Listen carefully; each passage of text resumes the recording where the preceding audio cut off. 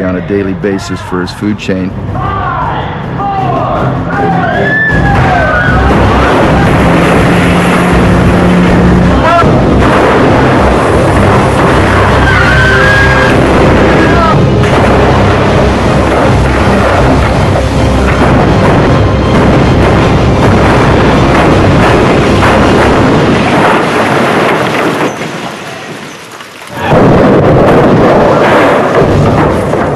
We burned, crashed, flipped.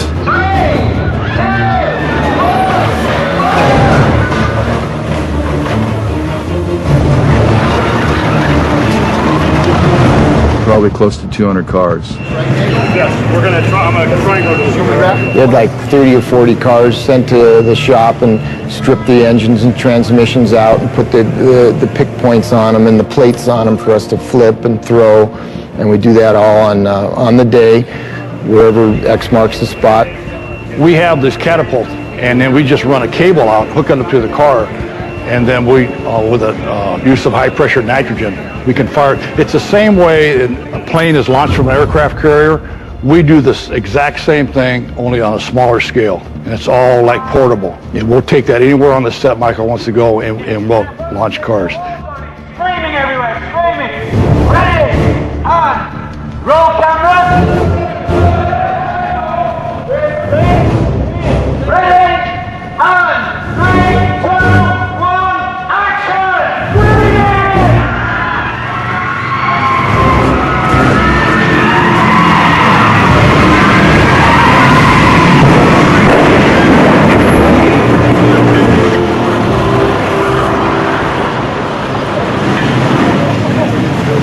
What is that building? Get out of the building, folks! Don't get out of the building! Fred, talk to me, man. Hey, Rick, talk to me there.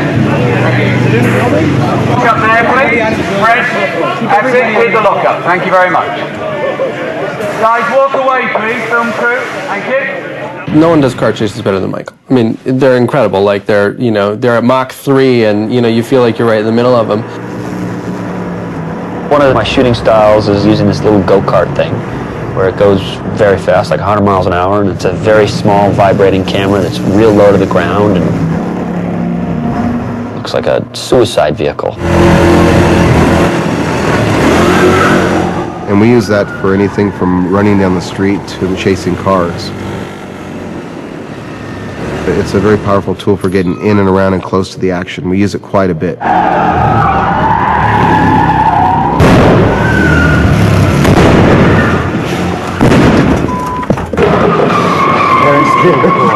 Fun, huh? So good. All right, let's not clip it now. Let's not clip the shutter. Thank you. Let me play that back again. It's pretty crazy being in the go-kart. I mean, because you're responding quick, and any mistake and you could be in a lot of trouble.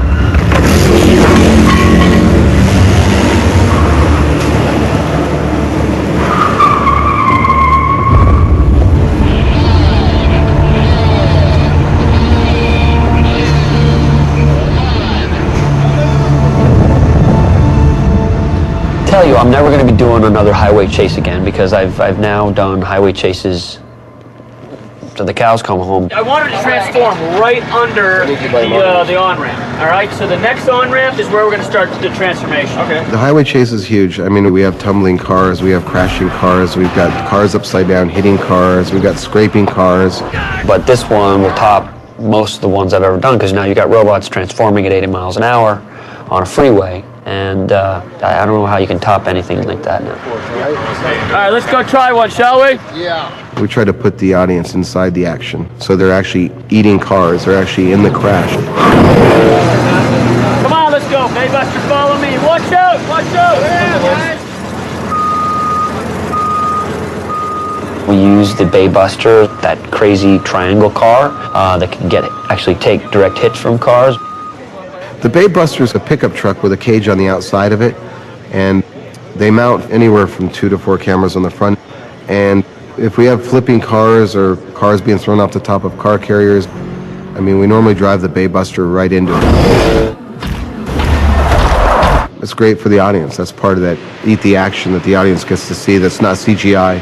It's like most directors would have chose when we ripped that bus, which is an extremely dangerous stunt. I mean, really dangerous. Most would have just done it either miniature or CG, and it just wouldn't look as good. I mean, the bus sequence is something that we've never done before, and I really had to push to get that to happen. That bus, we have 6 exploding bolts holding the cab together in the center of the bus, and then we have big cables underneath pulling it together, holding it together.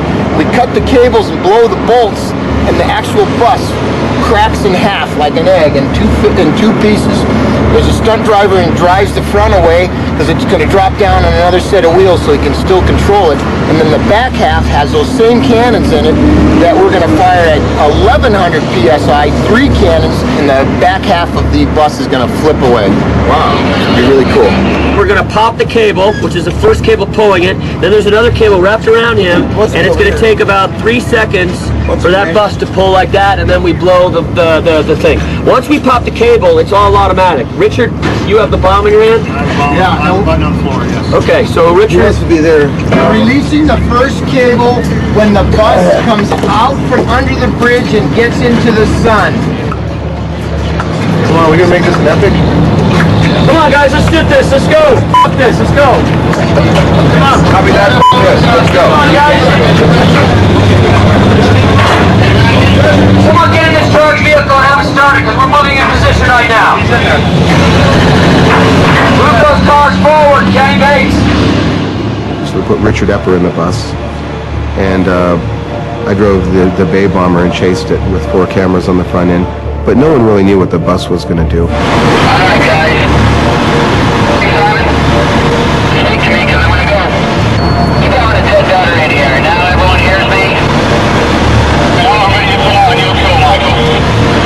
Okay, guys, here we go. Go up, everybody.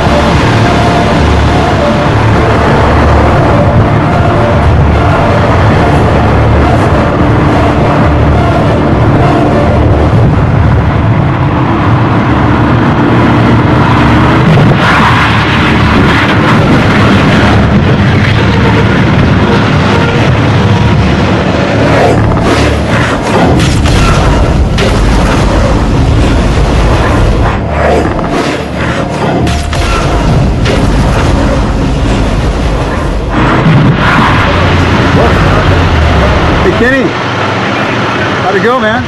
It went pretty good. Just cut in half, right, Mitch? Yeah, no. Half the bus here and half of it's over there. I think it worked out really well, and I think it's because effects did an excellent job on prepping that bus for us. So it's like those guys are the guys that made us look good on that one. The main thing is my good friend Richard Epper's safe, and that's all I think about going down there. In the end, it's just a movie, but it's a Michael Bay movie, and that's what we do. You get the bang for the buck when you're with Michael.